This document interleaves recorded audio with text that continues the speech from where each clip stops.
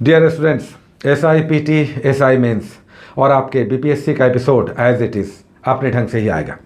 पहले जिस ढंग से हम लोग इसे फॉलो कर रहे थे उसी रूटीन को फॉलो करते हैं, क्योंकि बहुत सारे लोग कह रहे हैं कि वही ठीक था, तो वो एज इट इज़ चलेगा। पिछला एपिसोड जिस ढंग से आ रहा था उसी पैटर्न पर हम लोग लेकर आगे बढ़ेंगे और आगे भी आपका एपिसोड ऐसे ही चलेगा, सेपरेट रहेगा, क्योंकि आप चाह रहे हैं कि आपके एपिसोड सेपरेट आएँ। हम भी प्रयास करेंगे कि अब आपका एपिसोड आपके ढंग से सेपरेट ही आए। तो जो आप तैयारी कर रहे थे 20 एपिसोड्स तक हम लोग कर चुके थे, उसको ही आगे बढ़ाएंगे। इस बीच जो नया बुक आया है, बहुत सारे लोगों ने अब ले भी लिया है, वो अपना चलता रहेगा, उसके एपिसोड्स भी आते रहेंगे। अगर आपको टाइम है तो NCERT सार वाले आप कर लें, लेकिन अगर आपको टाइम नहीं मिलता है, बुक्स आपके पास नहीं है, आप नहीं चाह रहे हैं, लीव इट, छोड़ दीजिए। आप जो पहले से तैयारी कर रहे हैं लूसेंट क्राउन के साथ, उसके बाद एक बिहार स्पेशल और स्पेक्ट्रम के साथ करंट अफेयर्स, वो चलने दीजिए। वो भी ठीक है, पैटर्न हम लोग पहले से फॉलो कर रहे हैं और वो भी रिजल्ट ओरिएंटेड है। नए बुक से आप नहीं जुड़ना चाहते हैं, लीव इट। कोई ऐसा कंपलसरी नहीं है कि वो बुक हम ले ही लें। हाँ, अगर ले लेंगे, आप उससे जुड़ना चाहेंगे, आपकी मर्जी है, लेकिन हमारी ओर से कोई फोर्स नहीं है, कोई कंपल्शन नहीं है कि आप करें ही करें। ये हमारी बुक नहीं है कि हम आपसे चाह रहे हैं कि हर हाल में आप ले लें और इसे करें, कुछ हमारा फ़ायदा हो जाएगा, लीव इट। ऐसा कुछ नहीं है। इससे जो जुड़ना चाहते हैं, अच्छी बुक है, ये चलता रहेगा, आप इसे कर लें अगर टाइम मिलता है, नहीं है तो छोड़ दें। आपके एपिसोड्स एज इट इज़ आएंगे जो पहले आ रहे थे। तो आपके एपिसोड्स पहले जो आ चुके थे अब आगे उसी ढंग से बढ़ेगा, जिसमें हम लोग 2 पार्ट में बांट कर चल रहे थे। एक में हम लोग बिहार के टॉपिक्स ले रहे थे और 2 टॉपिक्स सब्जेक्ट का लेकर करंट अफेयर्स और फिर लेकर आगे बढ़ रहे थे। और फिर दूसरे दिन सब्जेक्ट्स के 3-4 सब्जेक्ट्स के ले रहे थे, एक राज्य ले रहे थे और एक करंट अफेयर्स।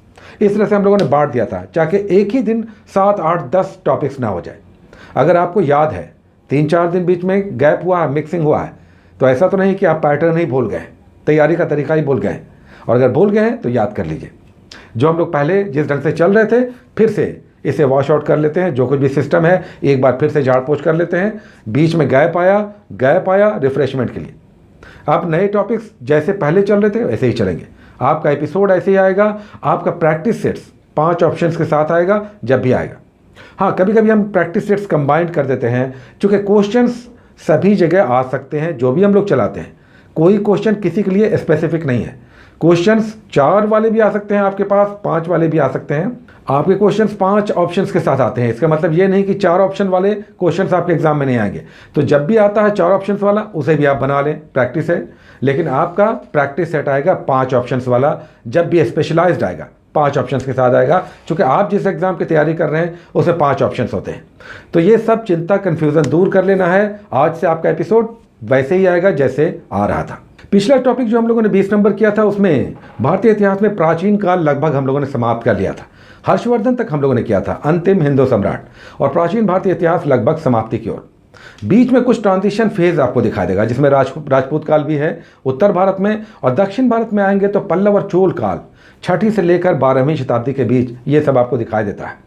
पल्लवों का शासन बहुत महत्वपूर्ण है दक्षिण भारतीय इतिहास में, 6वीं से लेकर लगभग 10वीं शताब्दी के बीच। इस समय नरसिंह वर्मन, महेंद्र वर्मन, राज सिंह, नंदी वर्मन, ये सब महत्वपूर्ण शासक आपको दिखाई देंगे। तमिलनाडु में कांची को केंद्र मानते हुए राजनीतिक सुधार के साथ साथ यहाँ पर सांस्कृतिक उपलब्धियाँ बड़ी महत्वपूर्ण हैं। इस समय दंडी हुए, भारवी हुए, ये सब महत्वपूर्ण संस्कृत लेखक हैं जिन्होंने किरातार्जुनीयम या 10 कुमारचरी जैसी महत्वपूर्ण रचनाएं लिखी। इस समय स्थापत्य कला बहुत महत्वपूर्ण रूप से विकसित हुई द्रविड़ शैली के अंतर्गत, जिसमें कुछ महत्वपूर्ण मंदिर शैली के साथ साथ आपको रथ मंदिर, एकाश्मक रथ मंदिर दिखाई देगा। तो पल्लव करना है शासकों के साथ साथ सांस्कृतिक उपलब्धि। उसके बाद आधुनिक भारतीय इतिहास में हम लोग एक टॉपिक कर रहे हैं जिसमें फ्रीडम स्ट्रगल हम लोगों ने स्टार्ट लिया था, नरम दल हम लोगों ने किया था, कांग्रेस की स्थापना। अब उसके बाद आगे का गरम दल का फेज़ हम लोग करेंगे, लेकिन गरम दल का फेज़ 1905 से लेकर 1911 तक ही करेंगे।